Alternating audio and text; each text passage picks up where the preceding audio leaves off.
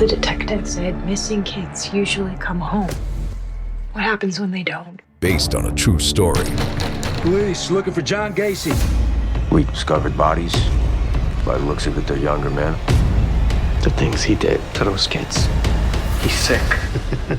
The system failed these families. Devil in Disguise, John Wayne Gacy.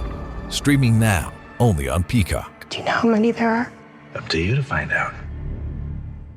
Welcome back to another edition of the Disney Dish Podcast with Jim Hill. It's me, Len Testa, and this is our show for the week of Schmersday, April 3rd, 2023.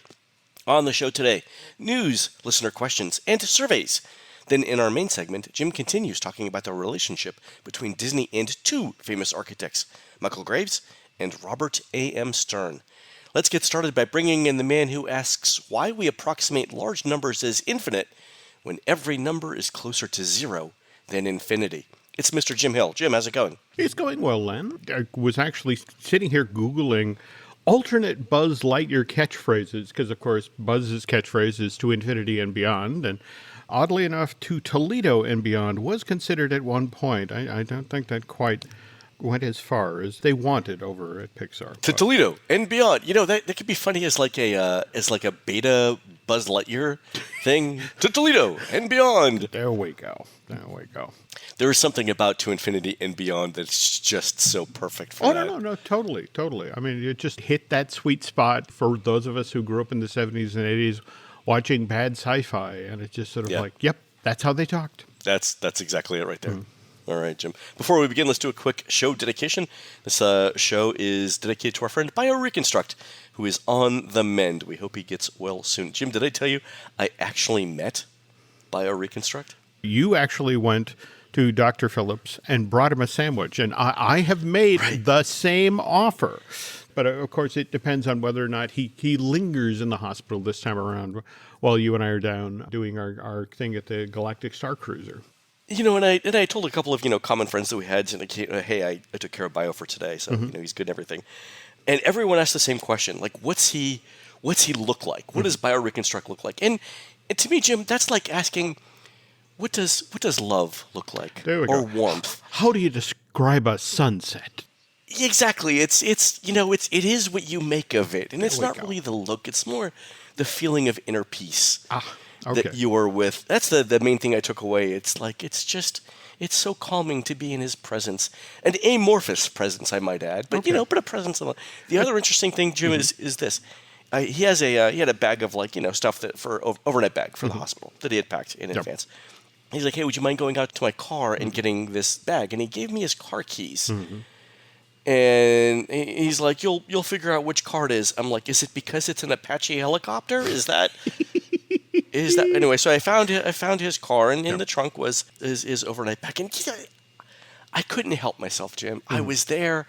I was looking in the trunk of BioReconstruct's car, and I had to know what else was in the trunk. And I swear to God, Jim, it was a quick glance because security cameras all around and everything, and I had to get back to Bio.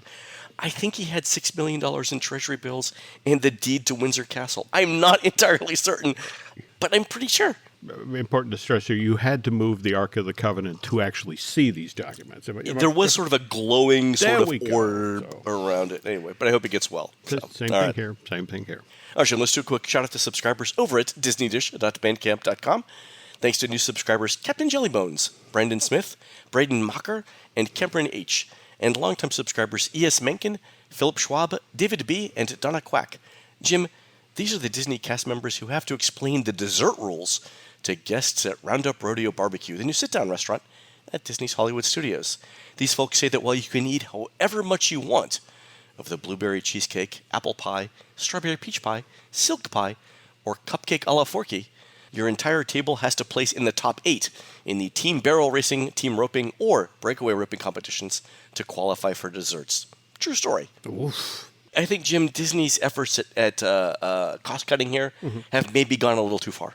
Perhaps. But I've been hearing about Roundup Rodeo Barbecue. And in fact, for a lot of folks, they talk about how when you go into Toy Story Land at Disney's Hollywood Studios, I mean, it has a kind of a loud soundscape. And so they looked at the initial designs and the setup, and they thought, ooh, it's going to be loud inside there. And I'm not hearing that. Right. I'm hearing from folks that they like the price point, they like the decor, and they're surprised at how you can actually hold a real conversation inside that building. Oh, that's really good to hear, because one of the things that I was concerned about was, in fact, the noise from it. But good to hear. Okay. All right, Jim, let's do the news. Folks, the Disney Dish News is brought to you by Storybook Destinations, trusted travel partner of the Disney Dish podcast. For a worry-free travel experience every time, book online at StorybookDestinations.com. All right, Jim, last week we mentioned that Disney was testing a 30% discount on Galactic Star Cruiser voyages for DVC members. And this morning, Jim, Disney announced an extension of that 30% discount to whatever's left of the annual passholder base. Okay. Available most dates in April, May, and June of this year. 30% off. And Jim, I mentioned that because you and I are going on the Star Cruiser. We are. In a couple of days. Yeah. Super interesting. Yep. Also, Disney's announced more hotel discounts. Save up to 25% on stays most nights, July 11th to August 20th. Then the discount jumps up from 25% to 30% between August 21st and September 14th. And then back down to 25% September 15th to September 28th. So, Jim, it looks like middle of July to the end of September between 25 and 30% off. Yeah, well, remember, this is Orlando during the summer, and it's like, oh, honey, let's go vacation on the surface of the sun. Yeah. So early June is always crowded because it's the first couple weeks of spring break, and people want to go to Walt Disney World. You know, and June stays relatively crowded for that. But then we've always seen a sort of drop-off around mid-July, and then definitely a second drop-off around the middle of August. So that 30% discount that begins on August 22nd is historically been around the time when we see the steepest drop-offs. But if you're willing to go to Walt Disney World in August, and you can manage the heat and the humidity and possibly a hurricane or two, you know what? You'd like some adventure with your vacation. 30% off is actually a decent discount for those nights. Yeah, I don't know. I'd definitely jump on that. Also, Jim, Disney's announced the first of 7,000 planned layoffs this week. Among the initial wave was the entire Metaverse division. Did you see this? Yeah. I think you pointed out this was a big initiative for the company, wasn't it? Right. I mean, everything that we've heard is that Disney was supposed to be one of the very big initial partners with Apple on Apple's upcoming virtual reality headsets, which should launch later this year for around $3,000 is what I'm hearing. And that, Disney was supposed to be a huge player in that, with that, dedicated division for it. So laying that entire group off kind of calls that whole future into question. If you look back over the past 20 or 30 years of the history of the Disney company, there has been this pattern to them in the gaming space. They are all in, then they are all out, they license it out, then they're all in again. And just sort of like that, we're all out again. All right, so he set the timer for 2 and 3 years, Len, and Disney will be back in this space in a huge way. Yeah, I mean it is the most cyclical, I think, of Disney's businesses is the gaming part. Yeah. Oh, and by the way, it is also worth noting that this round of layoffs, according to what Mr. Iger said over the last day or so, it's the first of 3 between now and I want to say July. Summer. Yeah, summer. Yeah. Yeah. Yeah. So it's initial wave. Big set of cuts, third round of cuts. So the next one will be the largest, yeah. All right, Jim, last news item is going to be important to folks who've listened to the show for a while. Remember, Jim, back in 2021, we did a show on the earliest known script for the American Adventure. And that script came to us courtesy of Ted Linhart, who runs the website DisneyDocs.net. So it turns out that Ted now owns the original pitch document for the American Adventure. He and I had been watching the exact same auction for this document. It's dated March 10th, 1976, and it's titled USA Show in World Showcase. The pitch document comes from Marty Sklar and John Hench, and it's addressed to Card Walker. It says it's, quote, a beginning idea for a USA Show in World Showcase. And so a couple of interesting things there. The first is that Ted's agreed to give us access to the document as soon as he gets his hands on it. So I'm looking forward to that. Okay. But the other interesting thing is that the overview describes, quote, a space-themed grand finale called Challenge of the Future. Now, what's kind of intriguing about this, and if you go back to the site plan for Epcot for 76-77, remember, the U.S. pavilion wasn't on the other side of World Showcase Lagoon. It was actually, it straddled the spot between Future World and where World Showcase began. And in fact, kind of a weird futuristic rotunda type structure. So you got to wonder the space-themed grand finale, if that was supposed to be sort of the narrative glue that kept World Showcase and Future World together. I think you're exactly right there, because if you're coming in from either side of World Showcase and the last thing you see before going to Future World is the American Adventure, then it would make sense to have Challenge of the Future as the thing you see right before you go into Future World. There you go.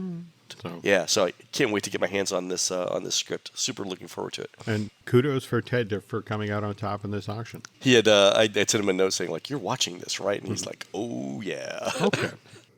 All right, Jim, we have time for one quick survey. Kate sent in an annual pass holder survey she got from Disney. And the question was this. Which, if any, of the following reasons describe why you may or may not renew your annual pass when it expires? And this is interesting for a couple of reasons. One is that it mixes both the things you like about the annual pass and the things you don't like about the annual pass. And there's like around 24 different reasons listed.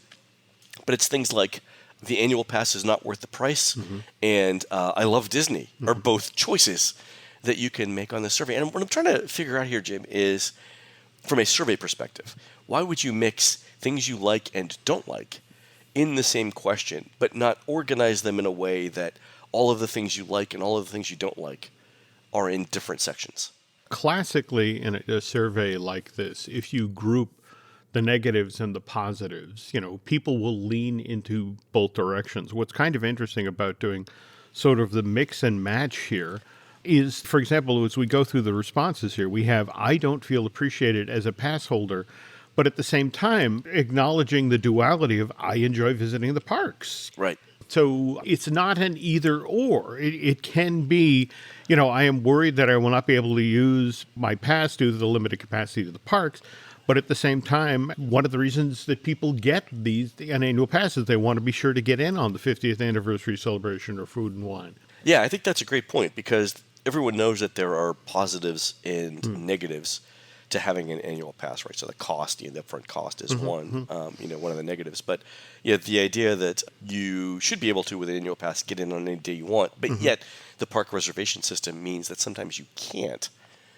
It's both a plus in theory and a negative, right? So I guess, but I'm interested from a survey construction perspective, how you tease out what's really important there, especially when you've got, like I said, a couple dozen different options there. Like, is it combinations of things that you're looking for there? Yeah, I don't know. I don't know in this one.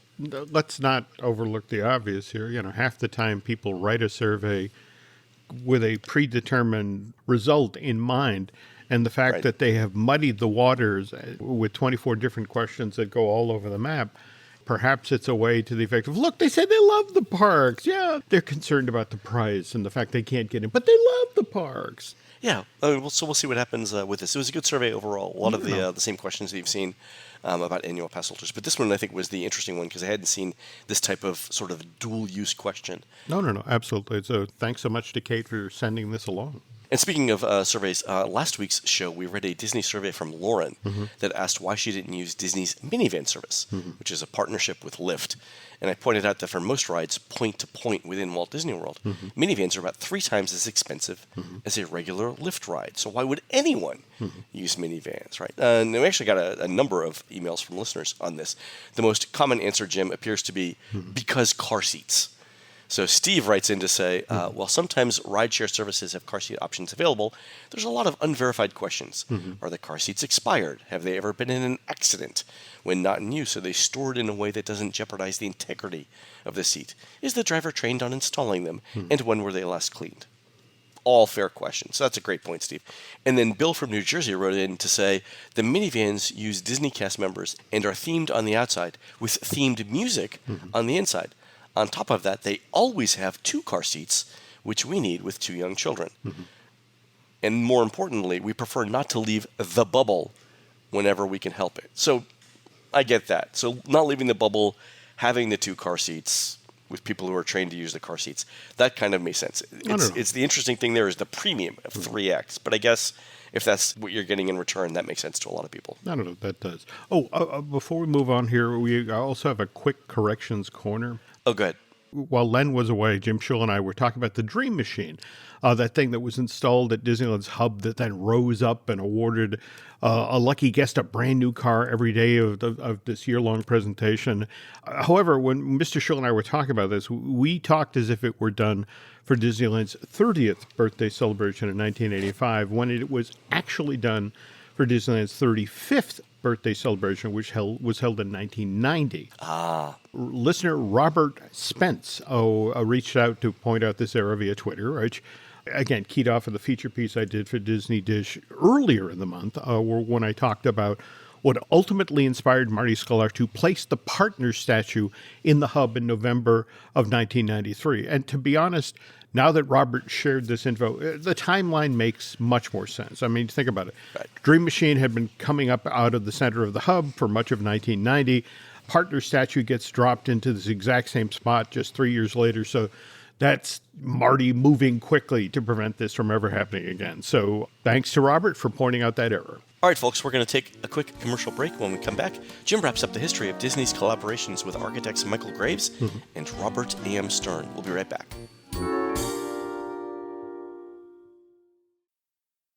This episode is brought to you by BetterHelp.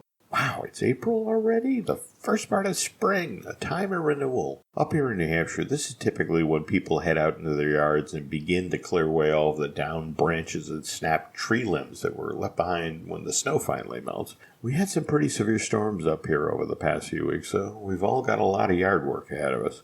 And while I was a kid, I didn't like yard work. It honestly felt like forced labor, but now that I'm an adult and I'm a bit more self-aware, I get it. Because it's the area directly around my own home that I'm helping to make look better, I'm now willing to put in the time, at least when it comes to yard work.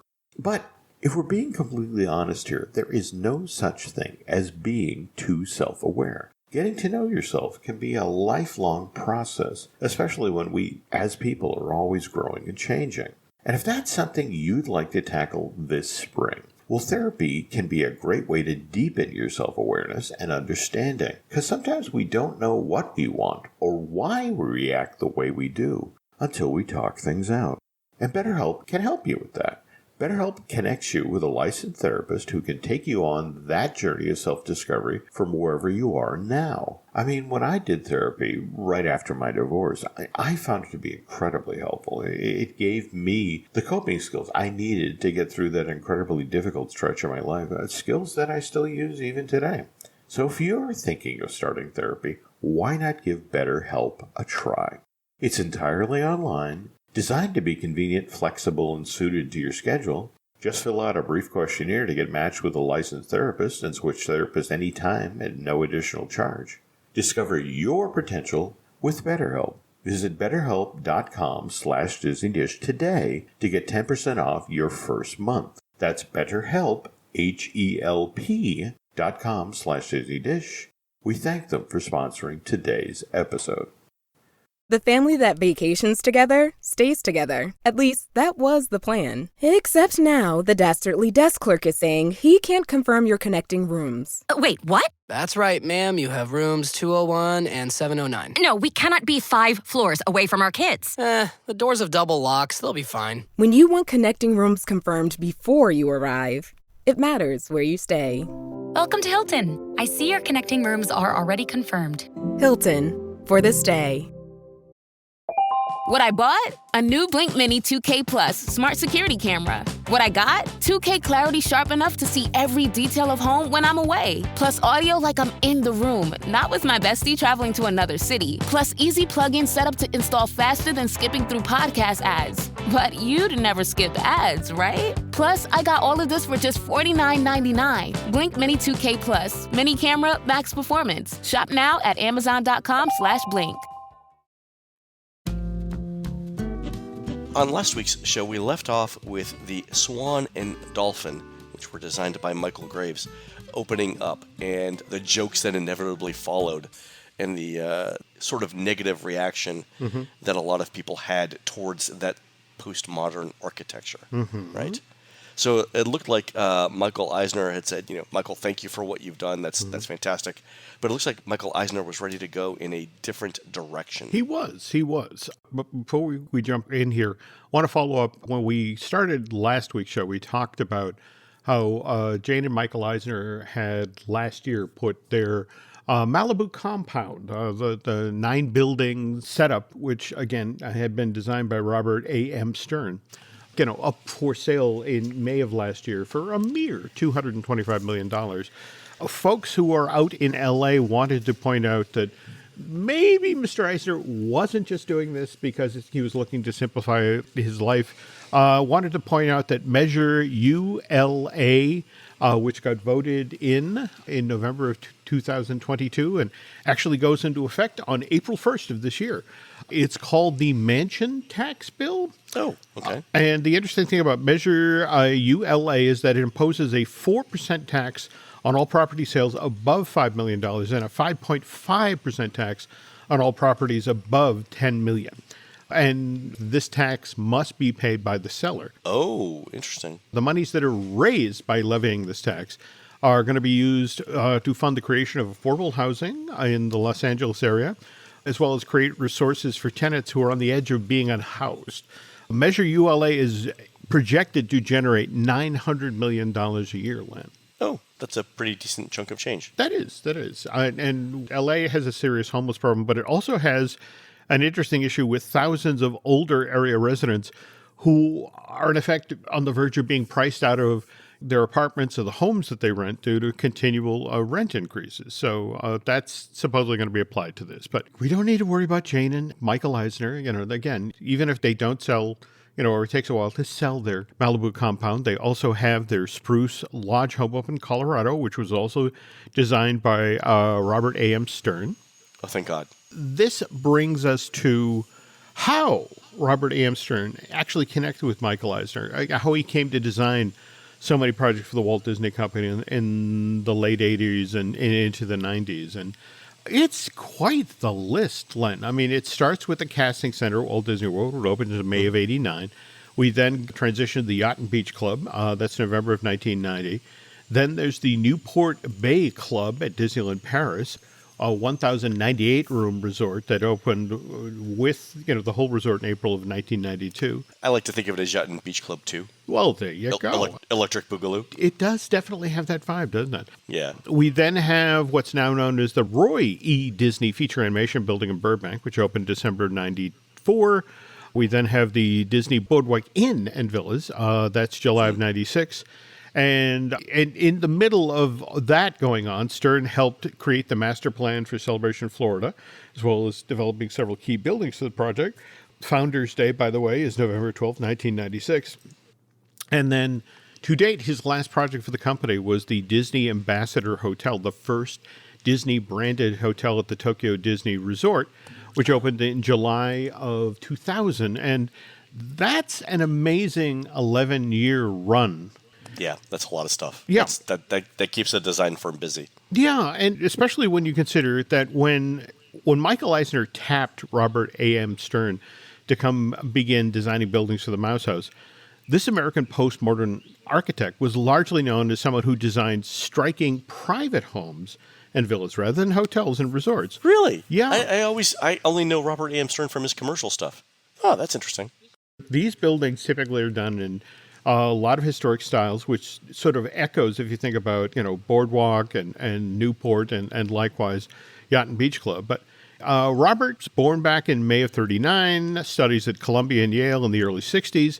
He first works in partnership with John Hagman from 1969 to 1977 before striking out on his own to establish RAMSA, which is the firm known as Robert A.M. Stern Architects, in the late 1970s and early 80s. As we mentioned, he's doing private homes at this point, and which are typically built in resort areas like the Hamptons or Quogue, likewise the Cape out in Massachusetts. And it's reportedly that during this period where Robert A.M. Stern comes on Michael Eisner's radar. And as we mentioned on the last show, when Michael comes on board as the new CEO of Disney in September of 1984, He's determined to have this enormous entertainment company, which is now in charge of, start building entertaining buildings, structures that when people see them would make them smile. That's a fun idea in concept, Len, but it's hard to achieve in reality. And have you ever heard the story of when Michael found out that there just wasn't enough space, office space on the Disney lot in 84, 85? He instituted a building program, and one of the ideas that he pushed forward was a Mickey-shaped building that was supposed to stretch. I'd heard about this, yeah. But I didn't know it got this far. I heard it was a rumor that they were going to do a Mickey-shaped building. There are at least early rough drawings of this 11. And when we say Mickey-shaped, we don't mean like the head as the campus. We mean like a building that looked like Mickey Mouse standing up, right? Yes. In fact, the gimmick was that the entry points would be on either side of Riverside Drive. They'd be Mickey's feet. You'd take an elevator up basically to Mickey's pants, which is where the lobby and the Welcome Center would be located. And because this is a family-friendly show, Len, there's at least 5 jokes here we're not doing. We're not going to do, yes. There we go. Thankfully, Frank Wells was ultimately able to persuade Michael Eisner that a giant Mickey-shaped building that people could see as they drove by on the 134 maybe not a good idea. Now might be a good point to bring in real architects to shape and mold Michael's notion about the whole buildings that make people smile. So this is when Robert A.M. Stern comes through the door and begins having conversations about possible projects. And at this very moment, Walt Disney World is in the middle of a construction boom. Mid-1980s, work's just started on the Disney MGM Studio Tour. We talked about the work that was being done on the Dolphin and the Swan on the last show. And the resort is really going to need to staff up. It's going to properly operate and then maintain all of these new enterprises. So it's decided that Walt Disney World now needs a new casting center, not one that's hidden all the way to the back of the property out behind the Magic Kingdom and at the center building, but rather one that can be seen right on out on I-4, a building that, when you look at it, says, wow, Walt Disney World is a fun place to work. You should come apply here. That ultimately winds up as Robert A.M. Stern's introductory project at Disney, the new Walt Disney World Casting Center. He gets the assignment in 1987, and he and his 300-employee company begin to cast around for, what would be fun here? What would be different? And Ramsam has mostly been doing striking private homes that then fit in with historic New England resort communities, which is why it's so bizarre that they opted to go in a completely different direction with the Walt Disney World Casting Center, that Stern's people decided to use the Doge's Palace in Venice, Italy. Right, yeah. As sort of the inspiration for the 61,000 square foot structure, which supposed to be built along the westbound lane of I-4 in the vicinity of the resort's nighttime entertainment, shopping, and dining district, which back then is still known as the Walt Disney World Shopping Village. Pleasure Island is still a year or two out at this point. And you and Laurel traveled to Venice, right? Yeah. The Doge's Palace now is a museum right by Canal Side. Did you guys get there, or? Yeah, the interesting thing on the inside is, the outside is very pretty. Don't get me wrong, right? The outside is like classic Palladian architecture. The inside, I would not call it welcoming. It's a lot of marble, and it's got some big spaces in it, with the super impressive ceilings and things like that. But it's not something that you would say, it's kind of dark. People talk about the Bridge of Sighs and how romantic it is, and what people forget is back when this was built in 1340, the Bridge of Sighs is what connected the Doge's Palace to the prison next door. Right, yeah. Sometimes it's hard to tell the two apart. There we go. Yeah. The inside tells you all you need to know about the effects of modern lighting on modern society, like how much good lighting really helps. Oh, yeah. No, absolutely. But for much the same reason of what you're describing here, people like the Doge's Palace, really? But Stern once explained that his design philosophy was to take work from the past and reinterpret it for a modern audience. And I pulled this quote. According to Stern, architecture is the dialogue with the past carried on in the present with an eye toward the future. So I think in much the same way as what you just said. Outside, charming, inside, a little scary. So it's like Stern, when he decided to Walt Disney World Casting Center would be modeled after the Doge's Palace, he really leaned into making the interior of this building as welcoming as possible. And it starts right at the front door, Len. Have you ever been over to the casting center? Or No. Any member of the public can go into the structure because, of course, this is where Disney invites people to come in and apply for jobs. So, well, first of all, right out front, you know this is Disney because the doorknob on the building is the talking doorknob from the Alice in Wonderland from 51. Oh, that's great. Yep. Got to remember, this thing, designed in 87, opens in March of 89, so it's kind of a time capsule for Disney in the late 80s. So, for example, when you enter the actual lobby, you now find yourself in an oval rotunda, and there are these pillars that you might expect to find inside of an Italian palace. And on top of these are 12 gold leaf statues of Disney characters. We are still years out from Little Mermaid and Belle and the like. Okay. But from this rotunda, there's a 150-foot long ramp that then takes you up to the second floor. And this is where the actual job-seeking process begins. As you walk up the ramp, to either side of you, there are these murals. And as you walk up to the right, as if you are looking out on I-4 and all the Disney characters who are now driving into work.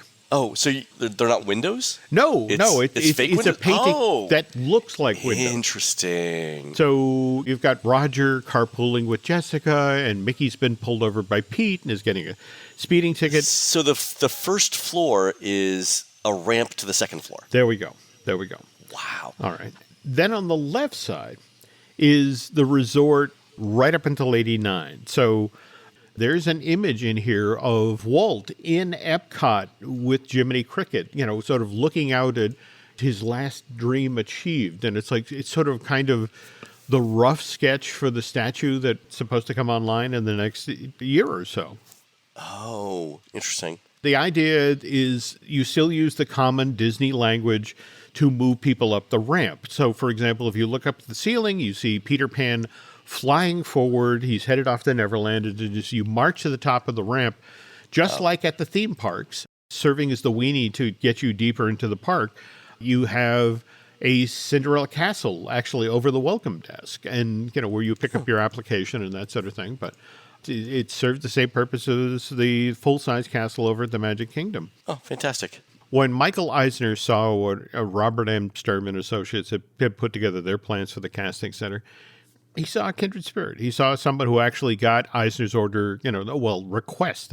When I come to work in the morning, I want a building that makes me smile. And so by the time, again, the 61,000 square foot structure comes online and the first applicants come marching through the door in March of 89, Eisner's already begun to steer a boatload of future architectural project Rams's way. And by the way, folks, Len and I will be talking about a number of these buildings later this week when we go for a walk from the Skyliner station over at Disney's Hollywood Studios all the way over to Epcot's International Gateway. We'll be touching on Dolphin the Swan, the Yacht and Beach Club, likewise the Boardwalk. Look for that walk and talk to be offered as a Bandcamp exclusive in the coming weeks here on Disney Dish.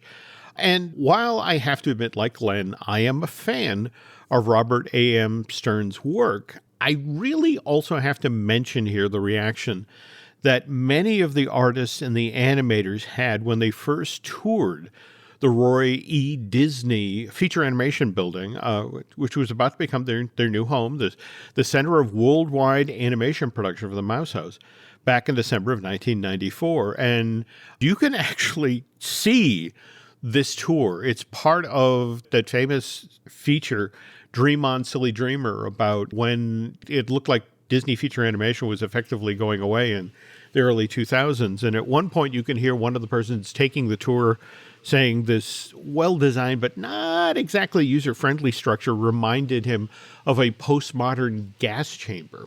Oof. To Disney's credit, they listened to the complaints of the artists and the animators about this Stern design building. Mind you, it took them over a decade to do anything, but beginning in the mid-2020s, this 240,000 square foot building, which originally cost $70 million to build, Len, they gutted it. And the interior was redone to make it look more like the Pixar Animation Campus up in Emeryville. And that remodeled version of the Roy E. Disney Feature Animation Building officially reopened February of 2017.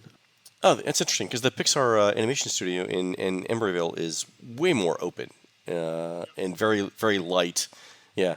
Let's call in some favors the next time we're in LA, and because I know you've been to the Pixar campus in Emeryville, and maybe we can get a walkthrough of feature animation in Burbank. And I think you're going to immediately see the parallels. They really leaned into that sort of open aesthetic to with the hope that it would help with the collaborative process and that sort of thing. And it's a great space. So.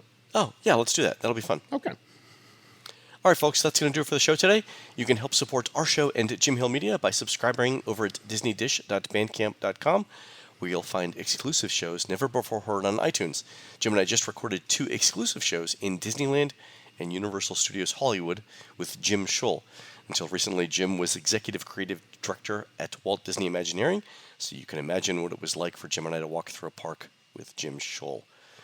And those are all available over at disneydish.bandcamp.com. You can find more of Jim at jimhillmedia.com and more of me, Len, at touringplans.com. We're produced fabulously by Aaron Adams, who'll be the special guest on To Sir with Love with Natalie Merchant as she stops at the St. Augustine Amphitheater on her Keep Your Courage tour on Friday, April 28th, 2023 in beautiful downtown St. Augustine, Florida. While Aaron's doing that, please go on to iTunes and rate our show and tell us what you'd like to hear next. For Jim, this is Len. We will see you on the next show.